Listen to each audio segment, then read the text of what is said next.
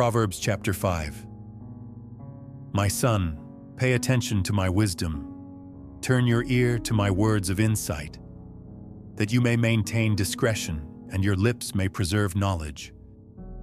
For the lips of the adulterous woman drip honey, and her speech is smoother than oil. But in the end, she is bitter as gall, sharp as a double-edged sword. Her feet go down to death. Her steps lead straight to the grave. She gives no thought to the way of life. Her paths wander aimlessly, but she does not know it. Now then, my sons, listen to me. Do not turn aside from what I say. Keep to a path far from her. Do not go near the door of her house, lest you lose your honor to others and your dignity to one who is cruel. Lest strangers feast on your wealth and your toil enrich the house of another. At the end of your life you will groan when your flesh and body are spent. You will say, "How I hated discipline! How my heart spurned correction! I would not obey my teachers or turn my ear to my instructors. And I was soon in serious trouble in the assembly of God's people." Drink water from your own cistern, running water from your own well. Should your springs overflow in the streets, your streams of water in the public squares? Let them be yours alone, never to be shared with strangers. May your fountain be blessed, and may you rejoice in the wife of your youth.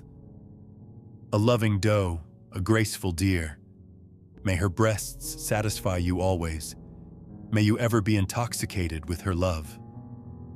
Why, my son, be intoxicated with another man's wife? Why embrace the bosom of a wayward woman? For your ways are in full view of the Lord, and he examines all your paths. The evil deeds of the wicked ensnare them. The cords of their sins hold them fast.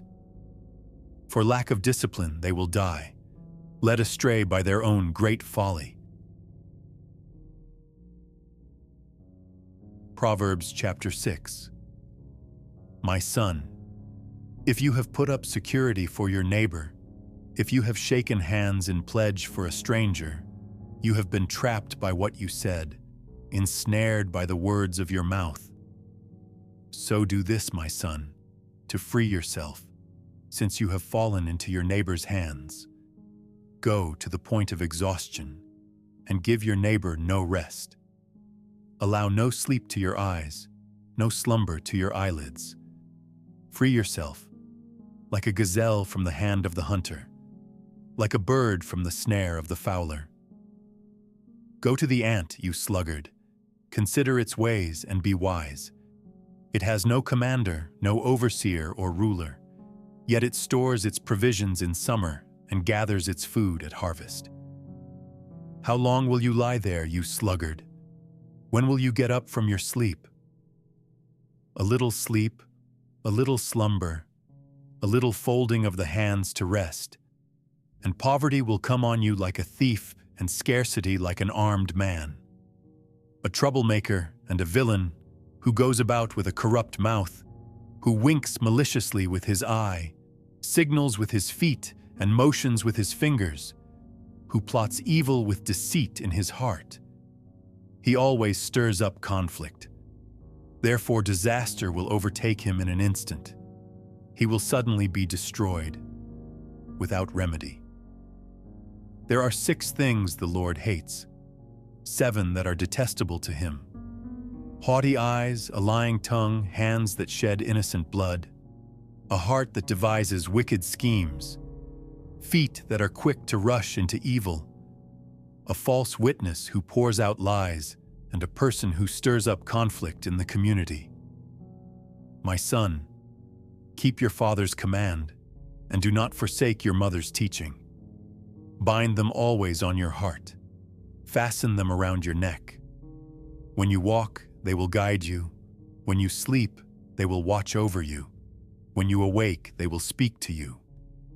For this command is a lamp, this teaching is a light, and correction and instruction are the way to life, keeping you from your neighbor's wife, from the smooth talk of a wayward woman.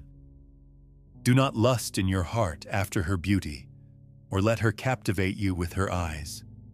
For a prostitute can be had for a loaf of bread, but another man's wife preys on your very life. Can a man scoop fire into his lap without his clothes being burned? Can a man walk on hot coals without his feet being scorched? So is he who sleeps with another man's wife. No one who touches her will go unpunished. People do not despise a thief if he steals to satisfy his hunger when he is starving. Yet if he is caught, he must pay sevenfold, though it costs him all the wealth of his house. But a man who commits adultery has no sense. Whoever does so destroys himself. Blows and disgrace are his lot, and his shame will never be wiped away. For jealousy arouses a husband's fury, and he will show no mercy when he takes revenge.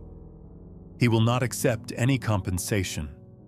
He will refuse a bribe, however great it is.